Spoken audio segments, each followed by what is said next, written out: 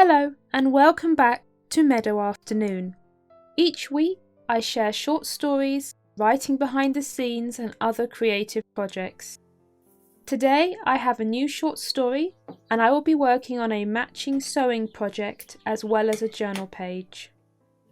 This story will be the first in a series that I want to run on the channel, so I'm excited to introduce you to Kathy and her family. Let's start the story and go back to the summer of 1930 and meet Kathy.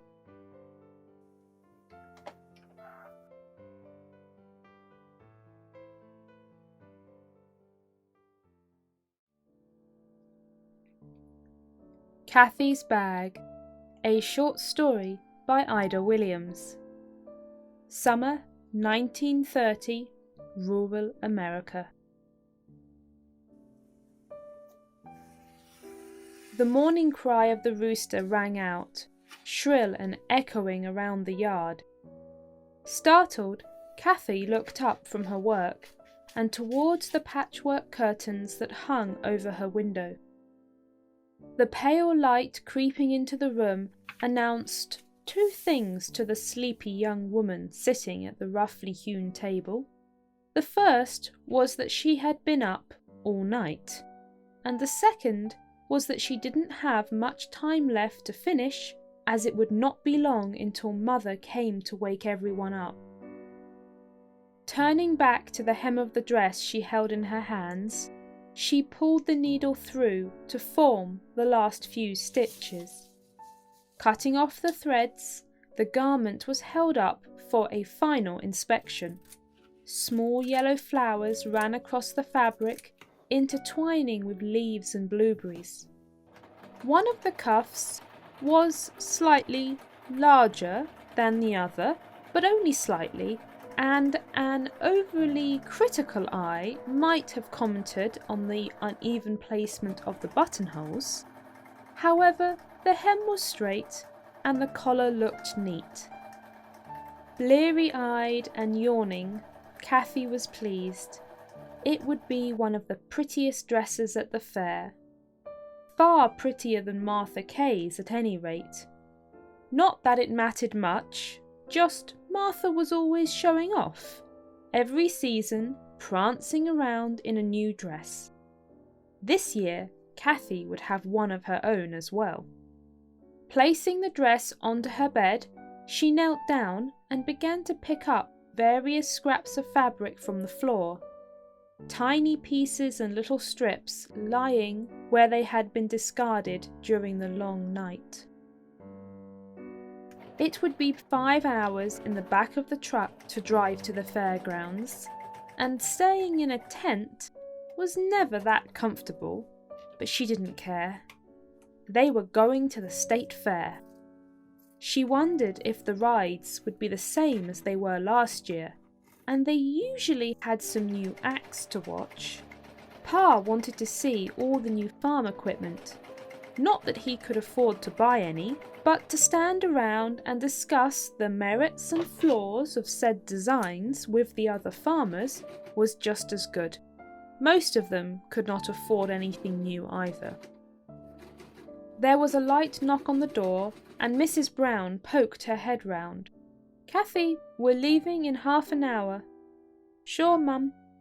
Watching her daughter crawl around on the floor, Mrs. Brown thought about inquiring how much sleep she had had, but realised the futility of it and instead headed downstairs to fix breakfast for the rest of the family. Kathy surveyed her pile of scraps. There were 2 pieces in particular, larger than the others and not misshapen, that caught her attention. She looked back at the catalogue page and the dress she had been attempting to copy. The model held a small clutch bag in one hand, one that matched the dress. After all, it would be a crime not to use as much of the fabric as possible. She had saved up for months to buy it. And there was the dress to consider. Would it be complete without a bag? No, not really. In fact, not at all. Reasoning completed, and nagging thoughts about the lack of time dismissed, Kathy made her decision. Picking up the scissors, she trimmed the fabric down and rounded off one end of each piece. Her mind had moved out from under the sleep-deprived cloud and was now figuring out the steps she would need to take in rapid time. The most important thing was that she required something to add stiffness to the bag. There was nothing in the bedroom. Where could she find something? Oh, downstairs. Yes, downstairs. Running across the hall and down the stairs, Kathy headed into the kitchen, colliding suddenly with a tall figure. Whoa, careful, girl. Sorry, Pa, can I have the old coffee sack? Mr. Brown barely had time to agree to the request before Kathy had grabbed what she needed and was heading back up the stairs, his inquiry into why she wanted such a thing going unheard. Laying the sack out on the table, the Hessian was easy to cut into shape. Cranking the old sewing machine, she stitched the sacking to the inner fabric. A small piece of lace was added to the top, and one side was now complete.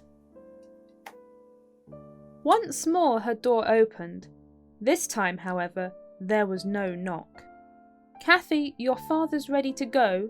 He's got the truck out front. It's a mercy it didn't explode in his face. Can't trust those spluttering things. Kathy's grandmother peered over at the sewing machine. Haven't you finished that yet? I'm just quickly sewing a bag. I'm nearly there. The older woman came closer and made a clucking sound. Why can't you do things with time to spare? I don't know. You'd better put a strap on that bag. It's not meant to have one. Put one on anyway. Those are easy to lose. The catalogue, I don't take heed of catalogues. Do as I say. Better than losing it. With that final command, she left the room, the stairs once more creaking slightly as another family member headed to the front door. Kathy paused her last row of stitches and sighed. A strap would ruin the clean look. But she didn't want to argue the point. Rummaging through her dresser drawer, she found an old hair ribbon. That would do. Slipping it into the fabric layers, she ran the needle across them all. Kathy! Coming! Getting up, she grabbed her new dress and folded it onto the top of a pre-packed basket and covered the whole thing with a cloth. She clattered noisily down the stairs, trying to pull the newly sewn bag into shape as she went.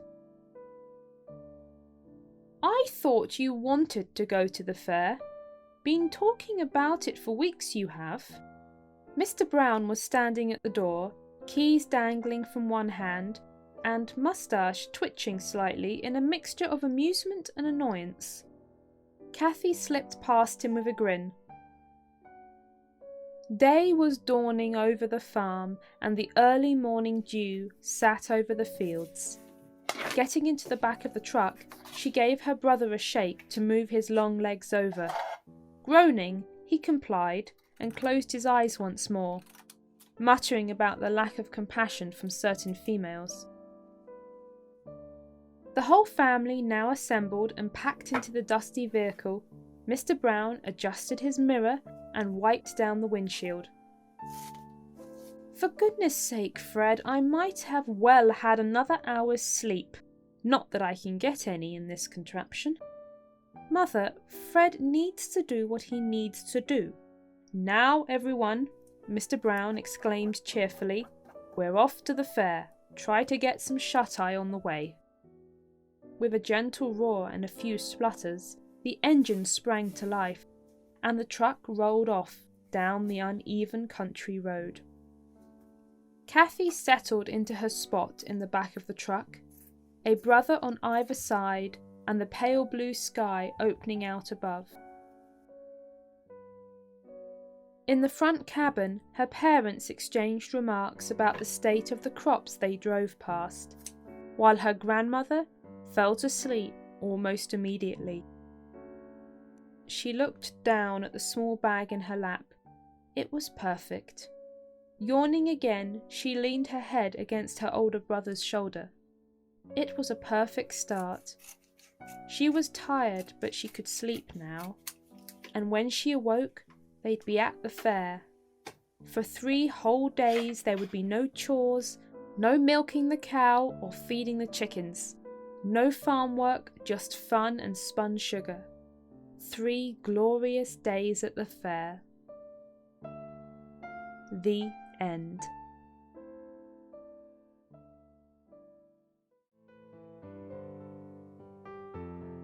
As I mentioned in the beginning of the video, this is the first episode in a series.